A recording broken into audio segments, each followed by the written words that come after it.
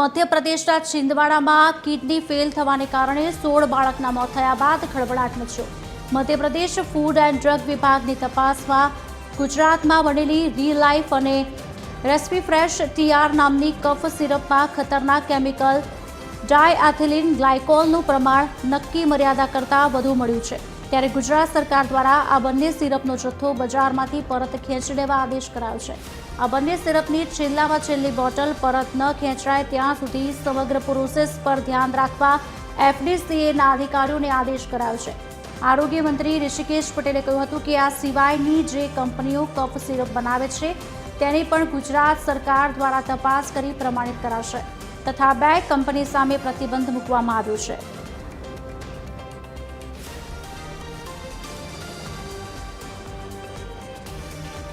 આજ અંગે વધુ વાતચીત કરવા માટે સંવાદદાતા ભાવેશ રાજપૂત લાઈવ જોડાઈ ચૂક્યા છે। ભાવેશ, એક તરફ આ કાંડ સામે આવ્યો છે જેના કારણે ગુજરાત સરકાર પણ અત્યારે સફાળી જાગી હોય તેવું લાગી રહ્યું છે। શું વધુ વિગતો મળી રહી છે?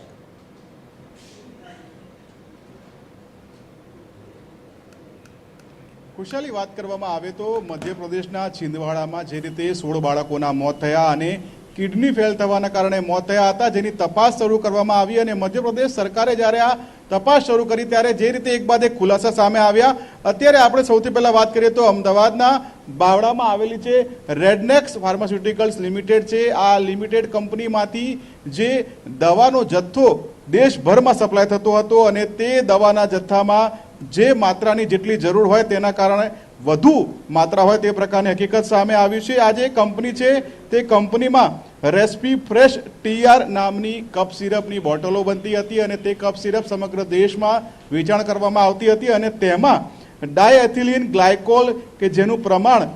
1%થી ઓછું હોવું જોઈએ તેનું પ્રમાણ 1.342% સામે આવ્યું છે અને જેના કારણે આ જે દવા છે તેની સીધી જ અસર કિડની ઉપર થઈ શકે છે। અને અત્યારે અમદાવાદના બાવળામાં આવેલી આ રેડનેક્સ કંપની અને સુરેન્દ્રનગરની અન્ય એક કંપની એમ બંને કંપનીઓમાંથી જે દવામાં પ્રમાણ મળી આવ્યું છે તેના કારણે તેને અત્યારે હાલમાં જે રીતે સ્થગિત કરી દેવામાં આવ્યું છે અને જેના જેટલા પણ કફ સિરપના જથ્થા ગુજરાતમાં કે દેશમાં કોઈ પણ જગ્યાએ હોય તેને પરત ખેંચી લેવાનો આદેશ કરવામાં આવ્યો છે। અને આ પ્રકારે કફ સિરપ બનાવતી 500 જેટલી જે કંપનીઓ છે જે અલગ અલગ જગ્યાઓ પર આવેલી છે ત્યાં પણ તપાસ કરવાનો આદેશ આપવામાં આવ્યો છે, કારણ કે કફ સિરપમાં જે કન્ટેન્ટ જેટલી માત્રામાં હોવું જોઈએ તેના કરતાં વધુ છે અને જેની સીધી જ અસર બાળકોના કિડની ઉપર પડી રહી છે અને તેના કારણે આ ઘટના બની હોય ત્યારે આગામી સમયમાં ગુજરાતની અન્ય કોઈ કંપનીઓમાં જે કફ સિરપની દવાઓ બની રહી છે તેમાં આ જે કન્ટેન્ટ છે તેનો વધારો મળે છે કે કેમ તે તો આવનાર સમય જ બતાવશે, પરંતુ હાલ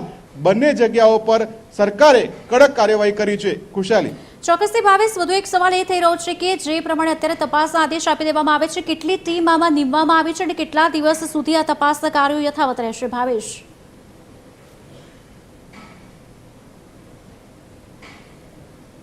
ખુશાલી, અત્યારે આપણે જે વાત કરી રહ્યા છીએ તે રેડનેક્સ કંપની જે બાવળા ખાતે આવેલી છે કેરળા જીઆઈડીસી વિસ્તારમાં, આ કંપનીમાં છેલ્લા 3 દિવસથી ફૂડ વિભાગની જે ટીમ છે ફૂડ એન્ડ ડ્રગ્સ વિભાગ તે તપાસ કરી રહ્યું હતું અને આગામી સમયમાં કદાચ નાર્કોટિક્સની ટીમ પણ તપાસ કરે, કારણ કે દવાઓ જ્યારે કફ સિરપ બનતી હોય તેમાં જે કન્ટેન્ટ જેટલા પ્રમાણમાં હોવું જોઈએ તેના કરતાં વધુ હોય, આ પ્રકારના કિસ્સાઓમાં ફૂડ એન્ડ ડ્રગ્સ વિભાગ જે કાયદેસરની કાર્યવાહી કરતું હોય છે। હવે આ સુરેન્દ્રનગરની કંપની અને આ કંપની, આ બંને કંપનીમાં જે રીતે કન્ટેન્ટ વધારે મળી આવ્યું છે, અત્યાર સુધીમાં આ કંપની દ્વારા કેટલા સિરપના જથ્થાને કઈ કઈ જગ્યાએ મોકલવામાં આવ્યા, કેટલા સમયથી કન્ટેન્ટ વધારે આવતું હતું અને આ કંપનીમાં જે દવા બનાવવામાં આવતી હતી તેનું સમયાંતરે ટેસ્ટિંગ કરાવવામાં આવતું હતું કે કેમ, કંપનીના સંચાલકો કોણ છે અને કેમ આ પ્રકારે બેદરકારી દાખવવામાં આવી, કયા વિભાગ તરફથી બેદરકારી દાખવવામાં આવી કે પછી જાણી જોઈને આ રીતે કન્ટેન્ટમાં ગોલમાલ કરવામાં આવી, આવા અનેક પ્રશ્નો છે। આ તમામ પ્રશ્નો છે તેના જવાબ આગામી દિવસોમાં મળશે, કારણ કે 3 દિવસ આ ફેક્ટરી છે ત્યાં તપાસ કરી દેવામાં આવી છે અને જેનો રિપોર્ટ પણ સોંપી દેવામાં આવ્યો હોય, પરંતુ હજુ પણ આગામી દિવસોમાં તપાસ કરવામાં આવશે, રિપોર્ટ સામે આવશે ત્યારે ખબર પડશે કે કોની કેટલી બેદરકારી છે। ખુશાલી, જી ભાવેશ, આભાર સમગ્ર માહિતી આપવા બદલ। વધુ માહિતી આપની પાસેથી લેતા રહીશું।